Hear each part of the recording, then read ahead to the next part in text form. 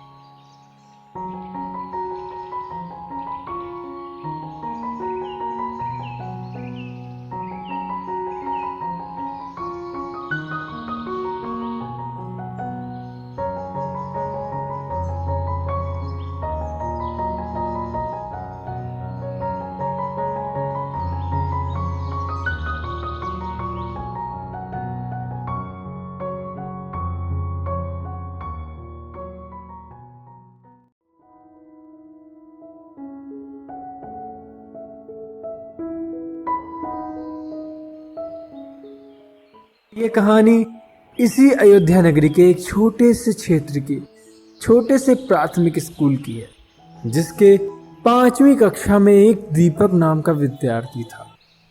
दीपक मैली कुचैली स्थिति में ही स्कूल आ जाया करता था। उसके बाल अक्सर खराब होते थे, जूतों के फीते खुले होते थे, शर्ट के कॉलर पर मैल के निशान। पढ़ाई के दौरान भी उसका ध्यान कहीं और ही होता था।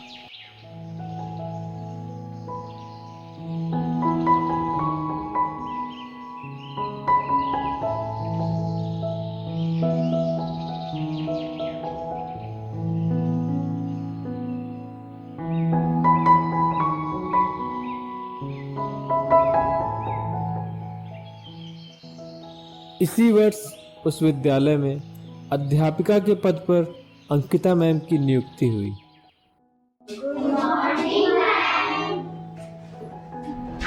Sit down, sit down. Love you all, बच्चों।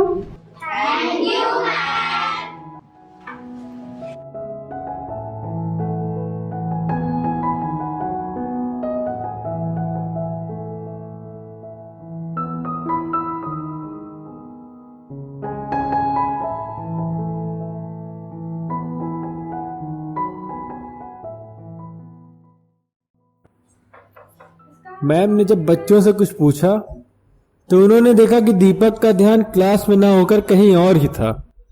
उन्होंने गुस्से में उसे खड़ा किया।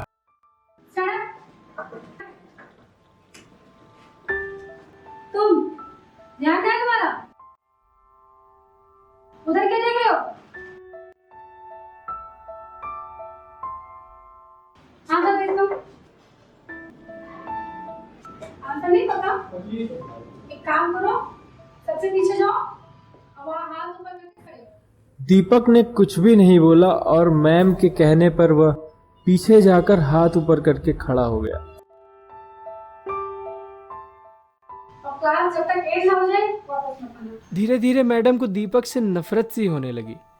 क्लास में घुसते ही दीपक मैडम की आलोचना का निशाना बनने लगता। सब बुराई के उदाहरण दीपक के नाम पर किए जाते। बच्चे उस पर खिलखिलाकर हंसते और मैडम उसको अपमानित करके संतोष प्राप्त करती। दीपक ने हालांकि किसी बात का कभी कोई जवाब नहीं दिया। मैडम को वो एक बेजान पत्थर की तरह लगता था, जिसके अंदर आत्मा नाम की कोई चीज नहीं थी। और विद्यालय के पहले सेमेस्टर के अंत में मैम ने दीपक की प्रोग्रेस रिपोर्ट को उसकी बुराइयों से सजा डाला। प्रगति रिपोर्ट माता पिता को दिखाने से पहले अक्सर हेडमास्टर के पास जाया करती थी।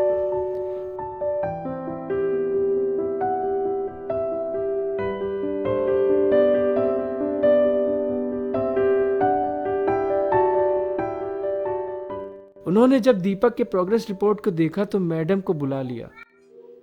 सरिता जी, अंकिता मैम को बुला दीजिए आप।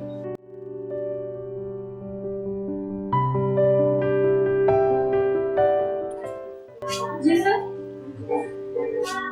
आपने बुलाया मुझे? जी मैम, आइए बैठिए।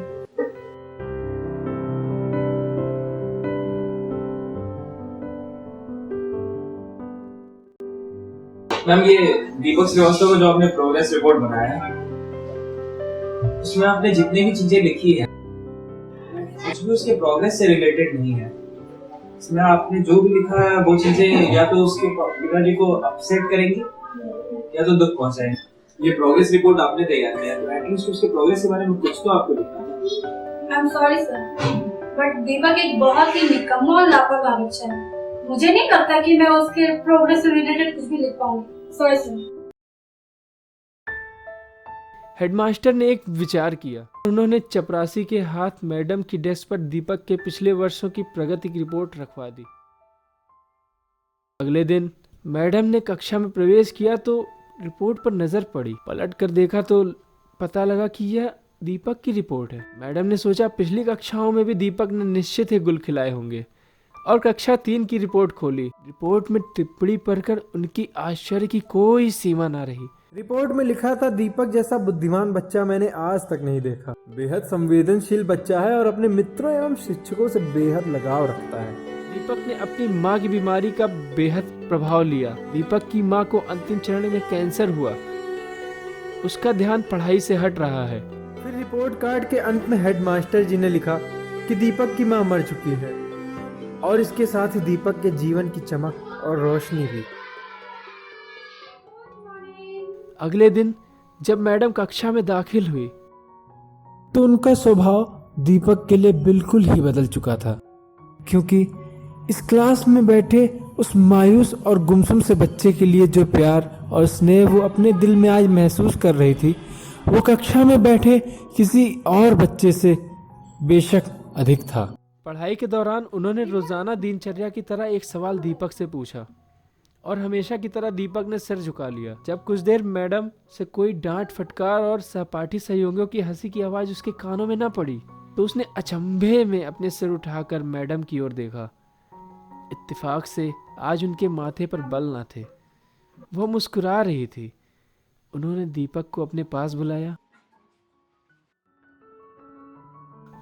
और उससे सवाल का जवाब बताकर जबरन दोहराने के लिए कहा। दीपक 3-4 बार कहने के बाद आखिर में बोल ही पड़ा। मैडम ने सिर्फ खुश अंदाज होकर तालियां बजाई, बल्कि सभी बच्चों से बजवाई। अब मैडम को सवाल के साथ जवाब बताने की जरूरत नहीं पड़ती। वह रोज बिना त्रुटि के उत्तर देकर सभी को प्रभावित करता और नए सवाल पूछकर सबको हैरान भी करता। कक्षा 5वीं के विदाई समारोह में सभी बच्चे मैडम के लिए सुंदर उपहार लेकर आए और मैडम की टेबल पर ढेर लग गया। इन खूबसूरती से पैक हुए उपहारों में एक पुराने अखबार में बदतर सलीके से पैक हुआ एक उपहार भी पड़ा था। किसी को जानने में देरी न लगी कि यह उपहार दीपक ही लाया होगा।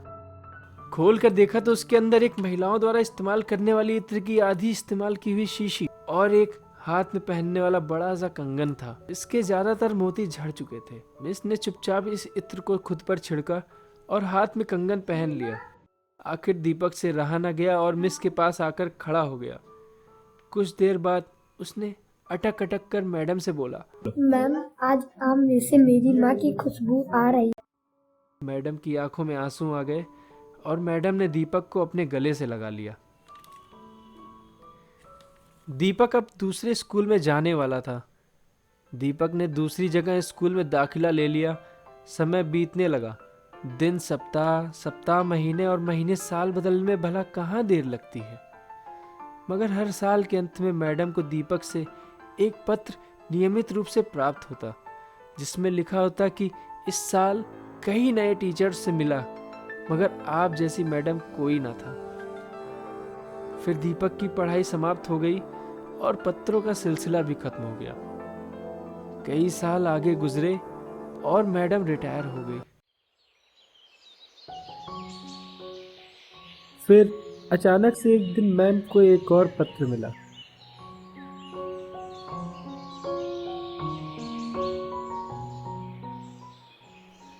जिसमें लिखा था कि इस महीने के अंत में मेरी शादी है और आपके बिना शादी की बात मैं सोच ही नहीं सकता। एक और बात, मैं जीवन में बहुत सारे लोगों से मिल चुका पर आप जैसा कोई नहीं है। आपका डॉक्टर दीपक। के साथ ही फ्लाइट का आने जाने का टिकट भी अटैच था। मैडम खुद को हरगिज ना रोक सकी। और उन्होंने दीपक के शहर जाने का फैसला किया।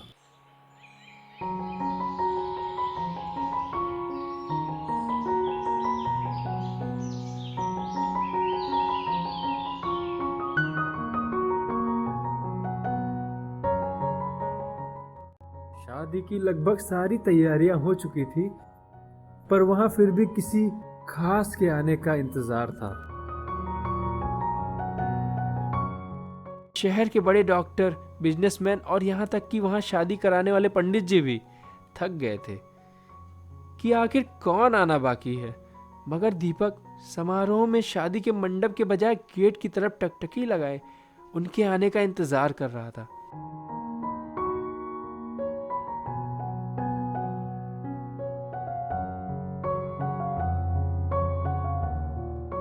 शादी के दिन जब वह शादी की जगह पहुंची तो थोड़ी लेट हो चुकी थी। इन्हें लगा कि समारोह समाप्त हो चुका हो। फिर सबने देखा जैसे ही एक वृद्ध औरत ने गेट से प्रवेश लिया, दीपक उनकी ओर लपका।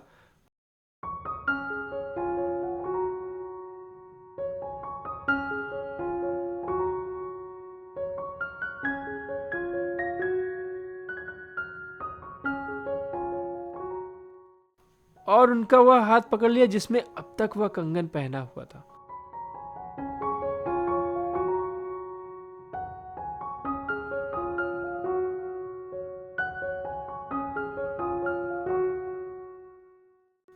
और उन्हें सीधा मंच पर ले गया।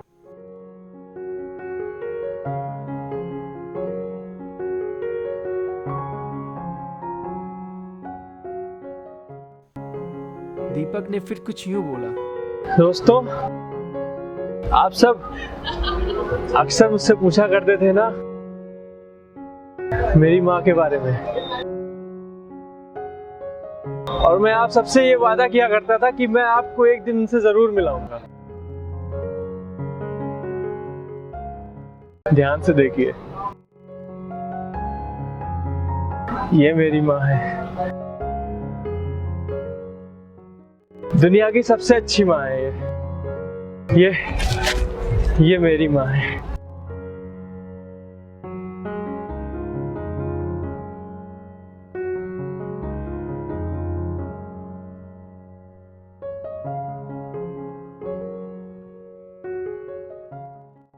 प्रिय दोस्तों, इस सुंदर कहानी को सिर्फ शिक्षक और शिष्य के रिश्ते के कारण ही मत सोचिएगा।